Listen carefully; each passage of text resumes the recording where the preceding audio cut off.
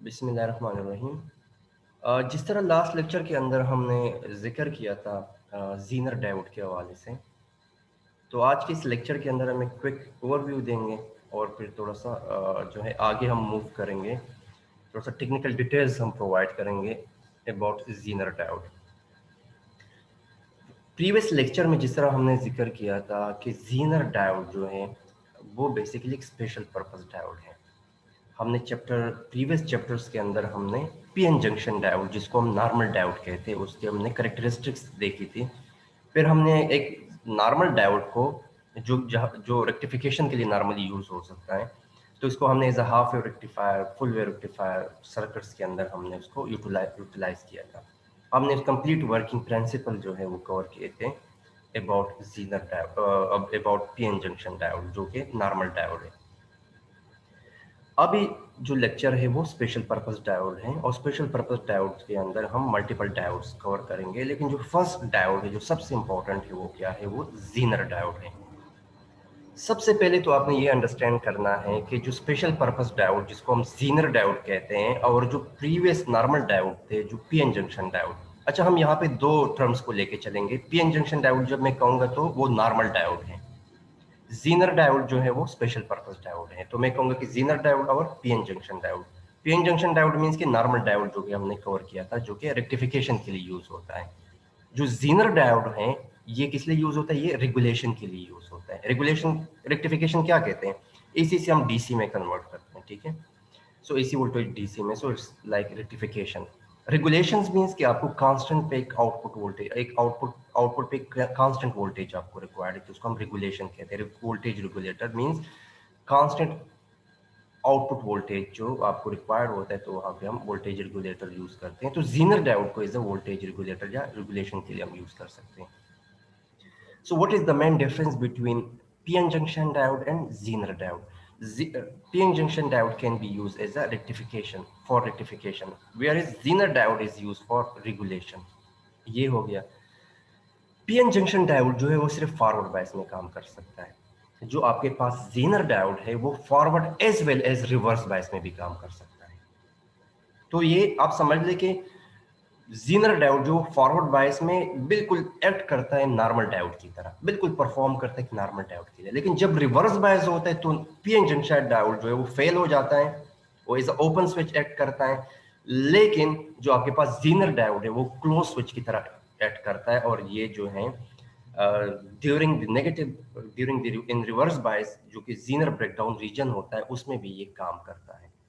तो हम क्या करते हैं नॉर्मल डायोड के अंदर? हम दो डायोड्स लगा देते हैं, जो फॉरवर्ड बायस के लिए, फिर रिवर्स बायस के अंदर उसकी थोड़ी सी हम पोलैरिटी चेंज कर देते हैं, तो वो फिर हम दो डायोड लगा देते हैं। तो उन दो डायोड लगाने की जरूरत हमें नहीं है, हम यहाँ पे एक डायोड से भी काम ले सकते हैं। वो फॉरवर्ड में भी काम कर सकते हैं और रिवर्स बायस के अंदर भी हम काम ले सकते हैं। तो ये तो मेन डिफरेंस हुआ पीएन जंक्शन डायोड और ज़ीनर डायोड के दरमियान। अब ये फर्क आया किस तरह है, इसकी वजूहात क्या है, ऐसा क्या इसकी कंस्ट्रक्शन हुई है कि ये रिवर्स बायस के अंदर काम कर सके? इसकी कंस्ट्रक्शन को हम देखते हैं कि ज़ीनर डायोड को बनाया किस तरह गया है कि वो फॉरवर्ड बायस में भी काम कर सकता है और रिवर्स बायस के अंदर भी ये काम कर सकते हैं। तो आज इसकी वो कंस्ट्रक्शन देते हैं और फिर वर्किंग प्रिंसिपल को भी हम स्टडी करते हैं। तो सबसे पहले अगर हम देखें, यहाँ पे एक और छोटा सा डिफरेंस है कि जब हम पीएन जंक्शन डायोड की बात करते हैं तो वहां पे इम्प्योरिटीज कम डॉप होती है, मतलब very less impurities are added to the PN junction, ठीक है। यहाँ पे क्या है, पीएन पीएन जो सेमीकंडक्टर मटेरियल है वहां पे लेस इम्प्योरिटीज ऐड की जाती हैं, लेकिन जो आपके पास ज़ीनर डायोड है वो हाईली डॉप्ड है। हाईली डॉप्ड का क्या मतलब है कि पी रीजन के अंदर नंबर ऑफ होल्स बहुत ज्यादा होंगे, और एन रीजन के अंदर जो आपके पास उसको कहते हैं इलेक्ट्रॉन्स, जिसको नॉर्मली आप कह सकते हैं, वो बहुत ज्यादा हो सकते, बहुत ज्यादा होंगे comparatively to the PN junction diode. तो यहाँ पे एक मेन डिफरेंस ये भी है कि जब कंस्ट्रक्शन आप करेंगे तो पी और एन रीजन में पीएन जंक्शन डायोड से ज्यादा इंप्योरिटीज इसमें ऐड की जाती है, तो ये हाईली डॉप्ड है। अगर आप कोई बंदा आपसे कहें कि ज़ीनर डायोड और पीएन जंक्शन डायोड के अंदर मेन कंस्ट्रक्शन डिफरेंस क्या है, तो आप ये कहेंगे कि ये हाईली डॉप्ड है। इस मीन्स कि इसके अंदर इम्प्योरिटीज काफी ज्यादा तादाद में ऐड की गई है कंपेरेटिवली पीएन जंक्शन डायोड के। तो अगर हम इसको ड्रा करें, एक जस्ट सिंपल मैं इसको ड्रा करता हूँ, ये एक पीएन जंक्शन डायोड है। तो इसमें अगर इम्प्योरिटीज अगर आप कम ऐड हैं, मिसाल के तौर पर ये एक पीएन जंक्शन है, ये पी है और ये आपके पास जो है इसका एन रीजन है, ठीक है। तो अगर इसके अंदर मैं देखूँ कि यहाँ पे लेट्स सपोज पी के अंदर जो है होल्स हैं, ठीक है, और क्योंकि इसमें कम है, ठीक है। एन रीजन के अंदर आपके पास इलेक्ट्रॉन्स हैं, ठीक है। अब दूसरे साइड से देखें, अगर हम अभी स्टडी करें, ये अगर हम जीनर डायोड को देखें, यही कंस्ट्रक्शन है, इसमें भी पी रीजन होगा और एन रीजन होगा। ये पी है और ये आपके पास क्या है, ये एन रीजन। तो यहाँ पे क्या है, यहाँ पे आपके पास मैंने बताया कि ये हाईली डॉप्ड है, तो इट मीन्स कि यहाँ पे आपको जो होल्स हैं वो कंपेरेटिवली ज़्यादा होंगे as compare to the P N junction diode, जिसको हम नॉर्मल डायोड कहते हैं, ये काफ़ी ज़्यादा।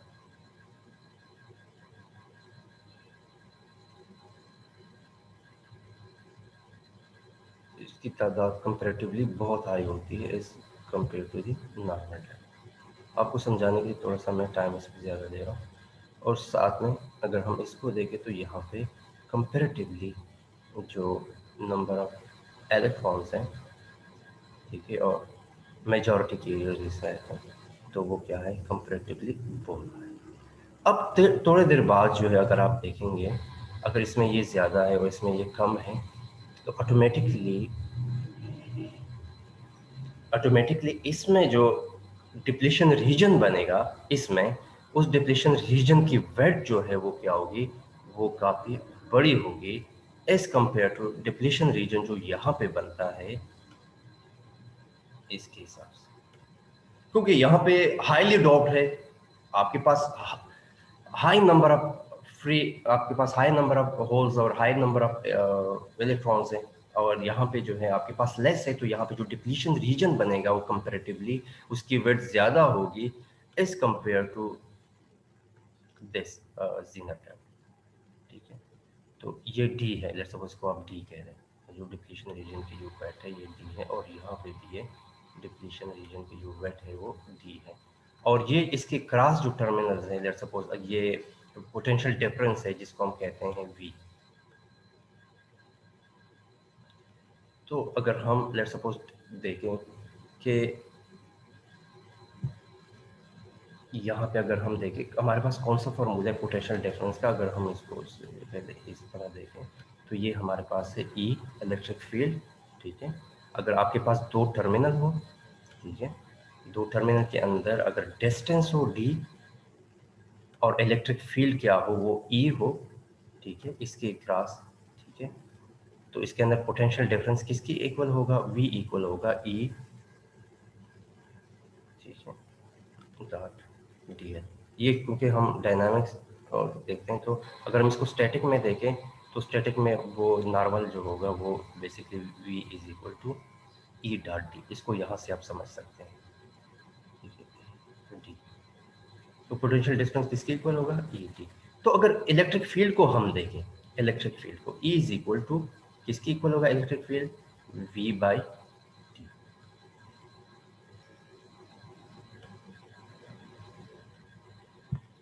अब देखें E is equal to V by t, अगर आप डिस्टेंस को इंक्रीज करेंगे, अगर डिस्टेंस इंक्रीज होगा तो आपके पास इलेक्ट्रिक फील्ड क्या होगी, इनवर्सली प्रोपोर्शनल, तो इलेक्ट्रिक फील्ड क्या होगी, कम होगी। तो यहाँ पे इलेक्ट्रिक फील्ड जो है वो क्या है, वो कम है, इसको मैं नीचे डाउन एरो की तरफ, और इसके अंदर डिस्टेंस कंपैरेटिवली कम है, तो यहाँ पे इलेक्ट्रिक फील्ड क्या है, वो ज्यादा है।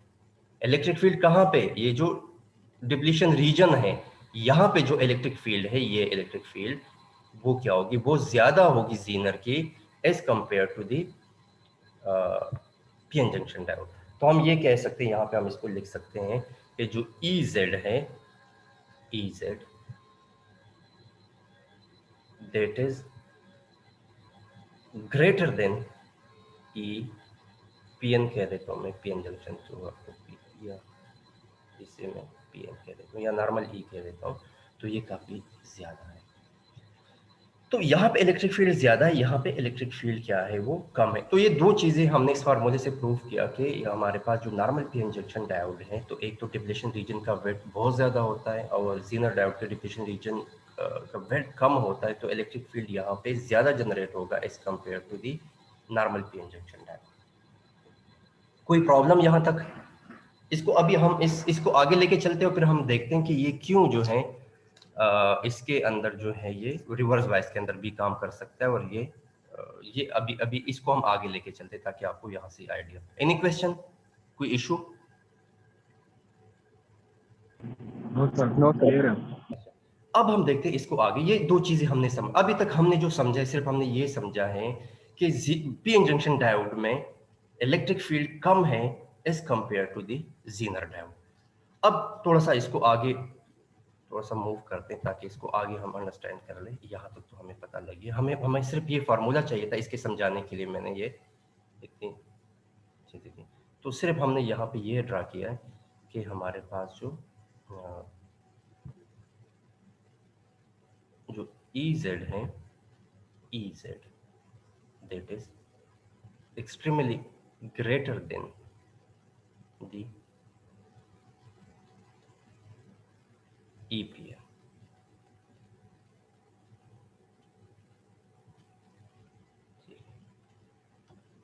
अब हम क्या करते हैं, लेट सपोज इसके साथ हम एक एक्सटर्नल वोल्टेज लगाते हैं, इसके साथ इसी रीजन के अंदर, इसी फिनोमेना के अंदर हमने एक्सटर्नल वोल्टेज लगाया, लेकिन इसको हमने कनेक्ट किया रिवर्स बायस के अंदर। रिवर्स बायस में हम जब कनेक्ट करेंगे तो क्या होगा, पी रीजन जो है वो हम नेगेटिव के साथ कनेक्ट करते हैं और एन रीजन हम पॉजिटिव के साथ कनेक्ट करते हैं, तो ये क्या बन जाता है, ये रिवर्स बायस बन जाता है कंडीशन।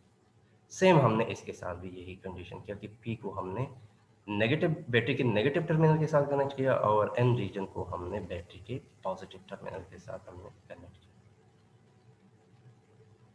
ठीक है, अब यहाँ पे हम क्या करते हैं कि हम यहाँ पे वोल्टेज अप्लाई करते हैं, जो भी आप वोल्टेज अप्लाई करते हैं वो क्या है, रिवर्स बायस के अंदर वो जो वोल्टेज आप अप्लाई करते हैं।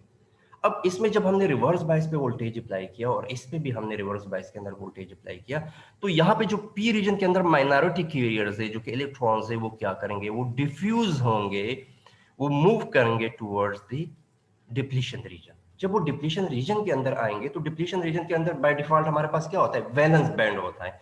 उस वैलेंस बैंड के अंदर, और यहाँ पे एक इलेक्ट्रिक फील्ड है, हमें पता है इलेक्ट्रिक फील्ड है, स्लाइटली कम है लेकिन है इलेक्ट्रिक फील्ड, अच्छी खासी इलेक्ट्रिक फील्ड है, लेकिन कम है एज कंपेयर टू दिस। तो इलेक्ट्रिक फील्ड यहाँ पे, इलेक्ट्रिक फील्ड है इस साइड पे, ठीक है, इलेक्ट्रिक फील्ड। और यहाँ पे क्या है कि इलेक्ट्रॉन्स जो है वो डिप्लीशन रीजन के अंदर डिफ्यूज होते हैं, और यहाँ पे जो कोवेलेंट बॉन्ड होते हैं वैलेंस शेल के अंदर, उसमें क्या होता है, ये इलेक्ट्रॉन को उसके साथ टकराते हैं और इलेक्ट्रॉन को क्या करते हैं, फ्री करते हैं, और इस तरह ये चेन प्रोसेस बनता है। सबसे पहले एक इलेक्ट्रॉन क्या करता है, वो दो को फ्री कर देता है, फिर वो दो इलेक्ट्रॉन फर्दर कितने को फ्री कर देते हैं, वो चार को फ्री कर देता है, और वो चार किसको फ्री कर देता है, वो 8 को फ्री कर देता है, और ये चेन प्रोसेस चलता है वो 16 को, और 16 के मूव के बाद इसके बाद क्या होगा कि कोलिजन्स अकर होंगे रैपिडली, और आपके पास क्या होगा कि आपके पास जो है वो कोलिजन्स काफी बढ़ेगा और इलेक्ट्रॉन्स काफी ज्यादा फ्री होंगे।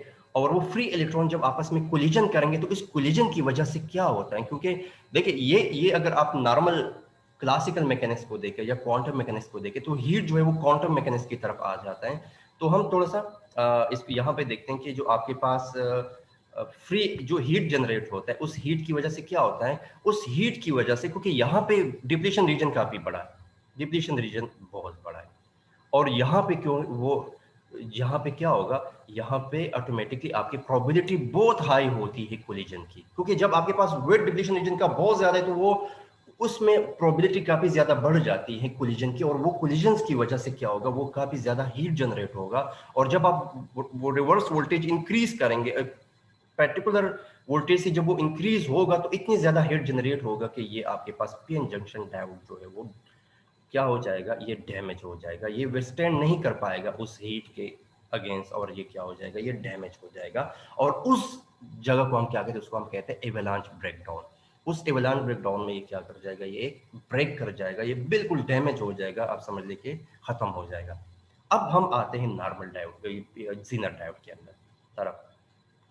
जीनर डायोड में अगर हम देखें तो डिप्लीशन रीजन जो है वो काफी ज्यादा वेट इसकी कम है, मिसाल के तौर पर इसकी वेट इतनी थी तो इसकी वेट थोड़ी सी कंपैरेटिवली ये कम है। अब यहां से जब माइनॉरिटी कैरियर्स जब डिफ्यूज होंगे डिप्लीशन रीजन, तो डिप्लीशन रीजन का वेट कम है तो automatically probability of collisions with the covalent, जो कोलिजन्स होगा वो कंपैरेटिवली कम होगा।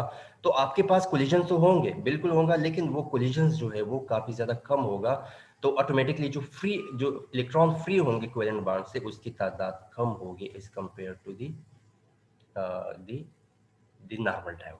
लेकिन यहाँ पे एक और बहुत इंपॉर्टेंट चीज है जो कि आप लोगों को नोट करने की जरूरत है कि यहाँ पे इलेक्ट्रिक फील्ड बहुत ज्यादा हाई है। तो यहाँ पे जो इलेक्ट्रॉन्स फ्री होंगे तो उसकी टेंडेंसी जो है उसकी मिकदार कंपेरेटिवली हाई होगी। वो जो फ्री इलेक्ट्रॉन इलेक्ट्रिक फील्ड की वजह से फ्री हो रहे हैं। देखिए इलेक्ट्रॉन्स तो फ्री हो, मतलब वो जो है इलेक्ट्रॉन्स तो फ्री हो रहे वैलेंस बैंड से, वैलेंस इलेक्ट्रॉन तो फ्री हो रहे जो कि फर्दर आपके पास करंट प्रोड्यूस होने के लिए यूज होंगे, लेकिन उसमें ज्यादा किसकी वजह से हो रहा है, वो इलेक्ट्रिक फील्ड की वजह से ज्यादा हो रहा है। और प्रोबेबिलिटी जो है वो हीट कोलिजन की कम है, और जब कोलिजन की प्रोबेबिलिटी कम है तो हीट क्या होगा, वो हीट लेस जनरेट होगा। और जब हीट लेस जनरेट होगा तो ये डायोड जो है इसकी डैमेज होने के चांसेस जो है वो कम है।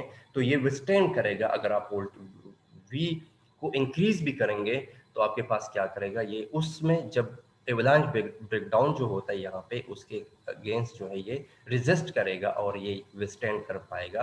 तो इसी वजह से हम ये कहेंगे कि ये रिवर्स बायस के अंदर जब आप वोल्टेज इंक्रीज करेंगे तब भी ये क्या करेगा, ये एक्ट करेगा। तो this was the main reason कि आपके पास ज़ीनर डायोड जो है ये जो है रिवर्स बायस कंडीशन के अंदर किस तरह काम करता है। अब हम इसको थोड़ा सा आगे देखते हैं, इसके थोड़ी सी टेक्निकलिटी हम और देखते हैं कि ये किस तरह काम करते हैं। इसके हम कैरेक्टरिस्टिक कर्व को देखते हैं। एनी इशू,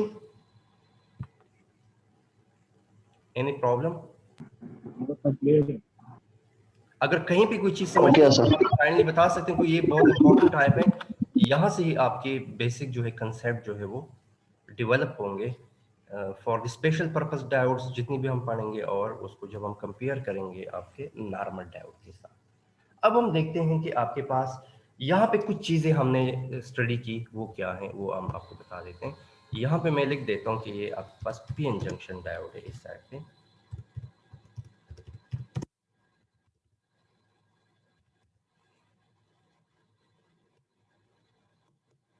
और यहाँ पे जो डायोड है वो है सीधा।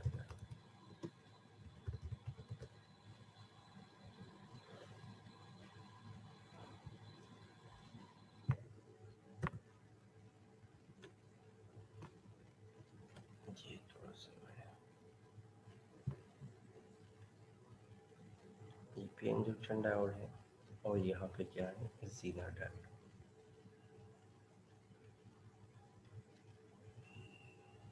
तो क्या क्या डिफरेंस यहाँ पे हमें नज़र आया इन दोनों के दरमियान कि ये हमारे पास लाइटली डॉप्ड है और ये हेवीली डॉप्ड है।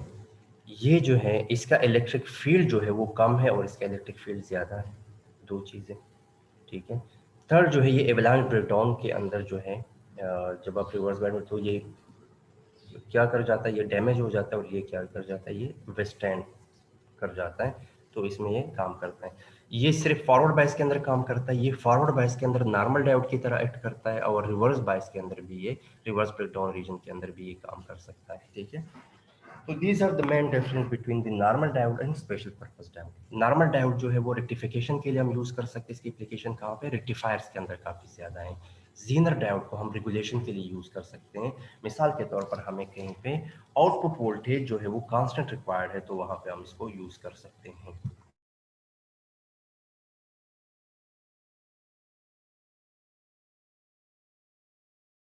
मिसाल के तौर पर अगर इसको मैं यहाँ पे देखूँ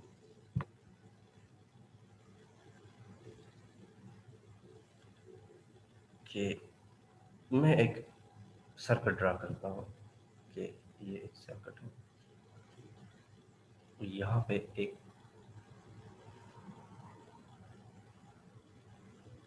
यहाँ पे लोड है, तो इसको वेरिएबल रेजिस्टेंस कह देता हूँ, मतलब लोड इंक्रीज डिक्रीज हो रहा है। ये हमारे पास क्या है, लोड है जो कि वेरिएबल है। और यहाँ पे हम यूज करते हैं देखिए यहाँ पे चीज़ है कि ये जो नॉर्मल डायोड है उसको हम इस सिंबल से रिप्रेजेंट करते हैं। सिंबल मैंने लास्ट टाइम आपको बता दिया था, लेकिन जीनर डायोड का जो सिंबल है वो थोड़ा सा डिफरेंट है। ये है तो इस तरह, लेकिन ये जो एंड है इसको वो इस तरह जेड की शेप में आ जाता है। तो ये इसका सिंबल है जीनर डायोड। तो ये जो सिंबल है इसको हम यूज करते हैं, ये जीनर डायोड। तो अगर इस तरह का सर्किट है तो इसको, जो कि आप रिवर्स बायस के अंदर है, इसको हमने कनेक्ट किया है रिवर्स बायस के अंदर। इट मीन्स के एनोड पे जो आपके पास है जो कैथोड है वो क्या होगा, पॉजिटिव होगा, और एनोड जो है वो नेगेटिव होगा। तो इसको हम क्या कर सकते हैं, इसको हम रिप्लेस कर सकते हैं एक ऐसे सर्किट से जिसमें आपके पास आउटपुट पे क्या है, आउटपुट पे आपके पास एक कांस्टेंट वोल्टेज आपके पास आ रहा है। तो इसको हम रिप्लेस कर सकते हैं कि ऐसे सर्किट के हिसाब से कि वो सेम सर्किट है, लेकिन यहाँ पे जो है इसको हम VZ से रिप्लेस करते हैं कि एक वोल्टेज है बेसिकली, लेकिन वो कांस्टेंट वोल्टेज है जिसको हम VZ कहते हैं, वो आपको दे रहे हैं एक क्रॉस दी आउटपुट। अब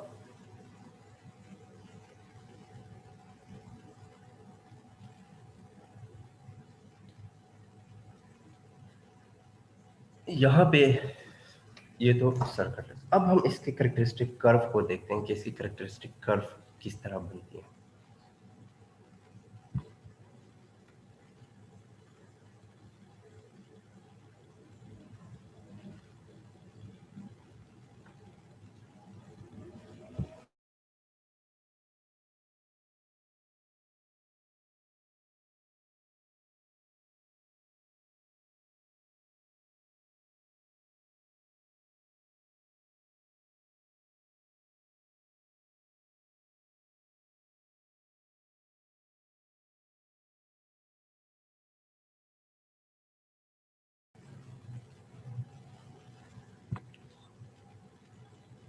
तो अगर हम इसके VI कर्व ड्रा करें तो ये फॉरवर्ड बायस के अंदर तो ये बिल्कुल एक्ट करेगा एज अ नॉर्मल डायोड, लेकिन जब रिवर्स बायस के अंदर आप देखेंगे तो ये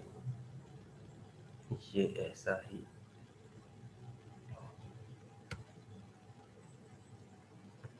ठीक है।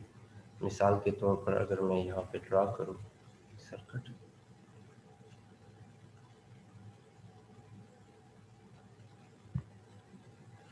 ये मेरे पास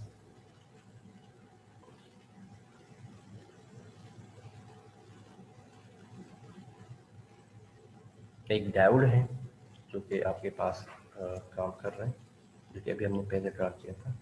तो जब आप, लेट्स सपोज मैं इसको जस्ट सिंपली आपको एक डायोड कह देता हूँ कि एक नॉर्मल डायोड, जीनर डायोड है जो कि कनेक्टेड है, इसके साथ हमने वो लगाया हुआ है, और आप इसको एक बैटरी के साथ कनेक्ट किया हुआ है रिवर्स बायस के अंदर।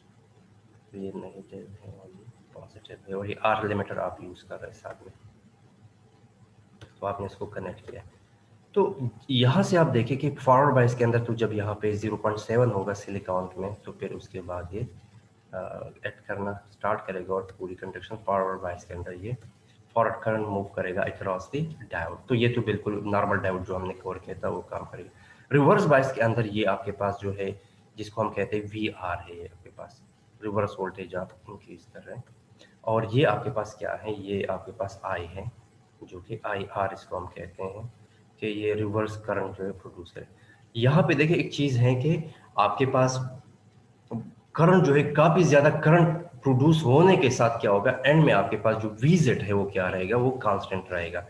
तो जब आप इसको लगाएंगे तो ये जो है, ये एक रीजन आएगा जिसको हम VZ कहेंगे, और ये VZ जो है वो डिफरेंट जीनर डायोड्स के डिफरेंट मॉडल्स के डिफरेंट VZ है। जब VZ आएगा तो यहाँ से डिफरेंट कांस्टेंट जो करंट है वो रेपिडली मूव करेगा और काफी ह्यूज अमाउंट में करंट मूव करेगा।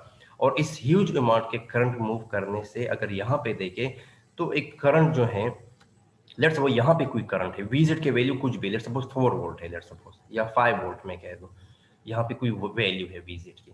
अब VZ की वैल्यू जो है, यहाँ पे करंट है, का कुछ मिनिमम करंट है, आई मिनिमम कह देता हूँ, और उसी वेजिट की वैल्यू थोड़ी सी अगर स्लाइटली 4.1 4.2 हो जाए, लेकिन अगेन आपके पास जो करंट है वो काफी ज्यादा यहाँ पे मैक्सिमम करंट है, लेकिन ये क्या है, ये आपके पास वही मैक्सिमम करंट प्रोड्यूस कर रहा है, लेकिन विजिट की वैल्यू आपके पास क्या है, वो सेम रहेगी। तो यही वजह है कि जो ये आपके पास जीनर डायोड है, ये एज अ कांस्टेंट वोल्टेज आपको प्रोवाइड करता है एट आउटपुट, और जिस तरह प्रीवियस सर्किट में मैंने देखा है कि हम इसको फिर रिप्लेस करते हैं वीजेड के थ्रू, कि आप वोल्टेज, रिवर्स वोल्टेज आप जितना भी इंक्रीज करेंगे, लेकिन वीजेड के अंदर वो क्या करेगा, उस वीजेड के अंदर ये इस रीजन में आ जाएगा, और इस रीजन को हम क्या कहते हैं, ब्रेकडाउन रीजन इसको कहते हैं, जो कि इसकी वर्किंग रीजन है इन द रिवर्स बाइस।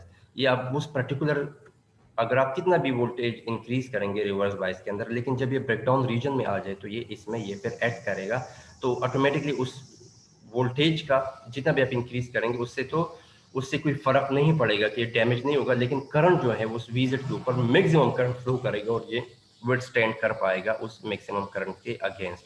अगर इसके हिसाब से अगर आप देखें, और इसको कहते हैं जीनर ब्रेकडाउन। ये सेकंड जो है एवलांच ब्रेकडाउन जो है, ये नॉर्मल डायोड का कर्व कोई ऐसा बनेगा ये, और अगर आप जो है आप वोल्टेज इंक्रीज करेंगे तो इस हिसाब से ये इस तरह कर्व बनेगा, तो वोल्टेज भी इंक्रीज हो रहा है, इस साइड पे करंट भी इंक्रीज हो रहा है, तो टाइम आएगा कि ये एवलांच ब्रेकडाउन में चला जाएगा, और आपके पास क्या हो जाएगा, ये आपके पास ये डैमेज हो जाएगा। So this is the main difference between the normal diode, PN junction diode and the Zener breakdown, Zener diode। तो आप देखिए दो ब्रेकडाउन रीजन है, एक हमारे पास जो है एवलांच ब्रेकडाउन रीजन है, सेकंड हमारे पास जीनर ब्रेकडाउन रीजन है। अच्छा, जीनर ब्रेकडाउन रीजन जो है नॉर्मली हम अवॉइड करते हैं आपके नॉर्मल डायोड के अंदर साथ, क्योंकि नॉर्मल डायोड के अंदर आपके पास ये जीनर ब्रेकडाउन रीजन नहीं होता, वहां पे एवलांच ब्रेकडाउन रीजन होता है। ये जो फॉरवर्ड बायस डायोड जो है, जो जीनर डायोड है, that basically withstand against the avalanche breakdown, ठीक है, और ये जीनर डायोड के अंदर जो है ब्रेकडाउन में चला जाता है। अब नॉर्मल डायोड जो है उसका ब्रेकडाउन रीजन जो है can be low as 2 volt and high as 200 volt, ठीक है, और लेकिन Zener diode can be typically greater than 20 volt. तो ये इसके दरमियान जो है ये मेन डिफरेंस है। अब अगर आप यहाँ पे देखें कि जो आपके पास जीनर डायोड है, इसको मैं अगर आपको बुक से ही ये कुछ डायग्राम आपको बता दूं तो शायद आपको वहां से समझ आ जाए।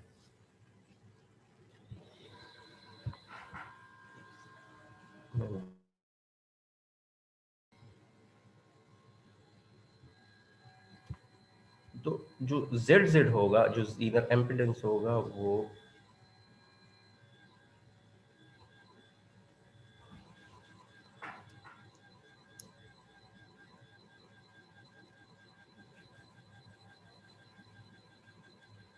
इक्वल होगा डेल्टा वी से, डेल्टा वी डिवाइड डेल्टा,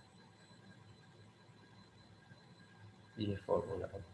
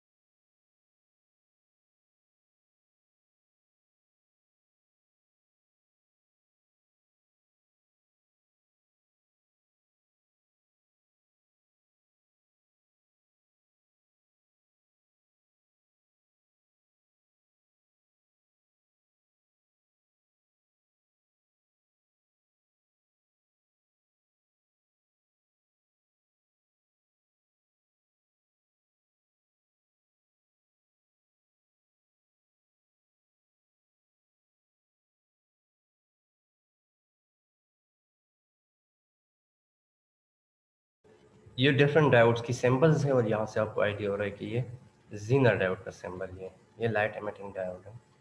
तो ये डायोड्स जो है हम वन बाय वन कवर करेंगे।